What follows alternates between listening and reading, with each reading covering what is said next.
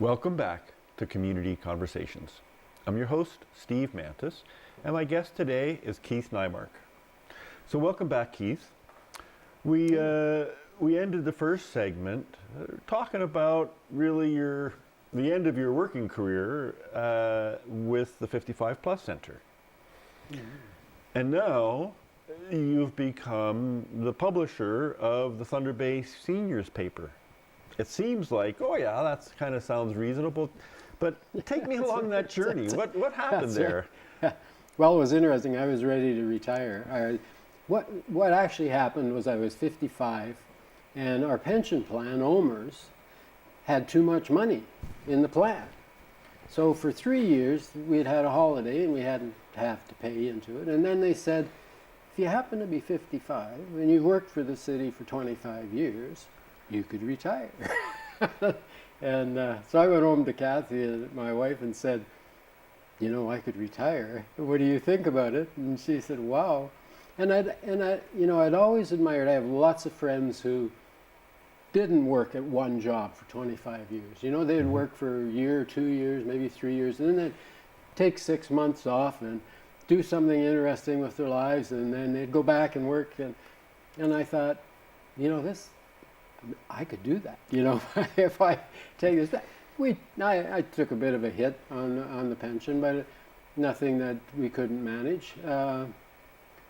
So I was fortunate. But just at that time, Phil Junela came along and said, I'm publishing this little newspaper, and I'd like to sell it. Do you think the 55 Plus Center board would like to buy it? Mm-hmm. So we discussed it around the board table for two meetings, and they decided it was probably too much work. And so again, I went home to Kathy and said, I think we should buy this. I said, you know, you're an amazing writer.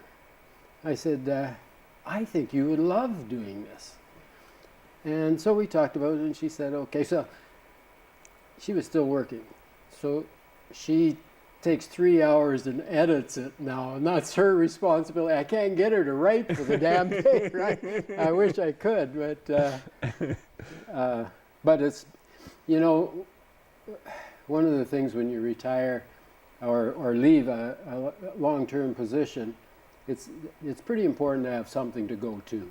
You know, it's something that you can, you know, maybe it takes a week or 2 weeks, or maybe it's just volunteer work every week. You know, you do Meals on Wheels and you drive.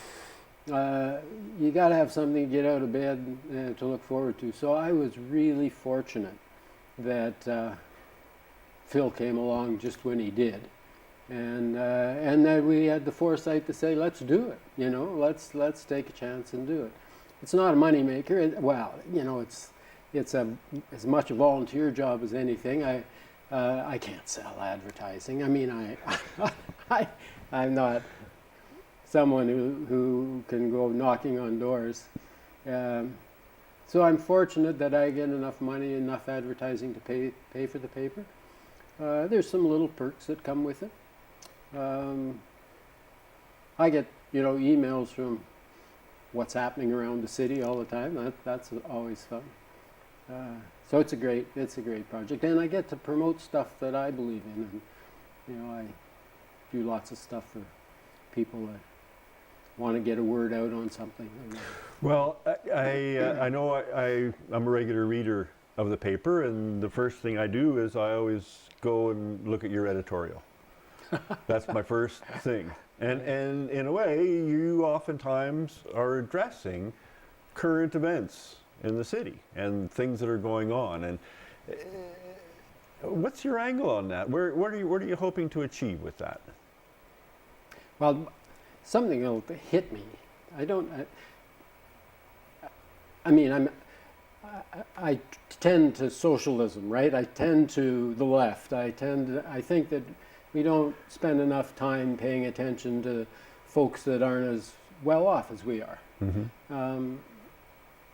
I think we need to do more of that. So I'll often write about that. I was really happy to see that we have a change of government.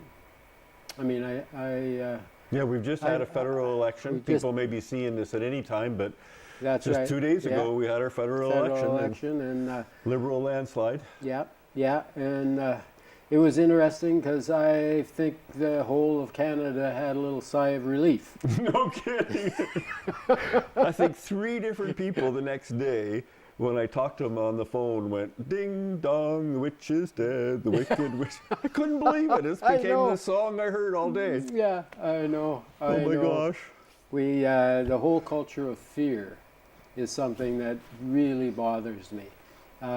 You see it in the States, and you see it, the conservative government really promoted that, and Stephen Harper saw that as a way to win elections.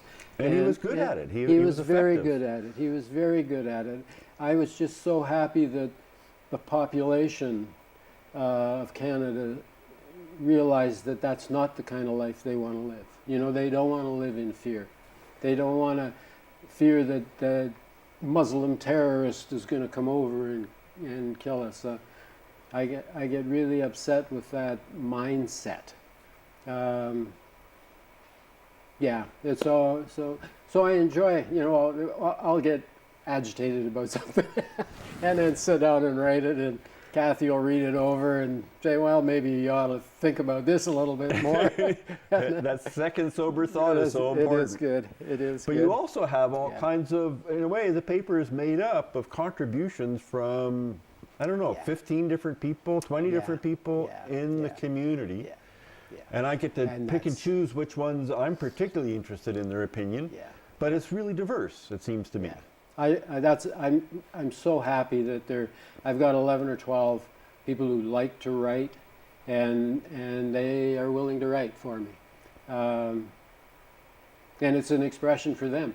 You know, it's an opportunity for them to say their 2 bits, everything from politics to astrology to, you know, book reviews. And the neat thing about it is most of them are seniors, you know, or they're our age, or, you know, getting up there anyway. Yeah. Although, you'd be surprised the number of people, young people, that pick it up and say, "I really enjoyed that article that, you know, Jim Folds wrote," or, you know, and people are always talking about Jerry Poling. You know, he's likes to rant about councillors or something like that. The only people that don't like that are city councillors. But, you know, people read it, and you know, Jerry's got a good soul at heart, and yeah, so it is fun. So what's your circulation? How many people do you reach out there? Well, I publish 4,000, and then I drop it off at 150, 160 places around town. It goes out with Meals on Wheels to all the Meals on Wheels folks. So I don't know what my readership would be. Sometimes I think maybe nobody reads it, you know, because like we took October off last year because we walked the Camino. Kathy and I walked the Camino, and so we had to do that because it was an 800-kilometer walk, right? So nobody said anything. I thought, so maybe we'll take March off this year. It was an opportunity as opposed to something I was worried about. So yeah. So but I do think, I mean, because it is, people can take it for free from, like you say, the 150 locations around town.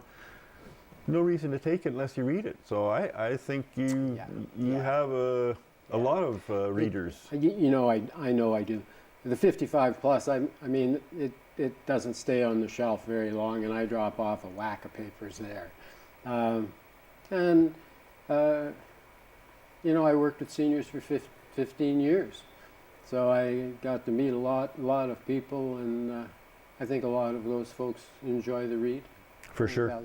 We need to take a short break. Please stay with us. We'll be right back.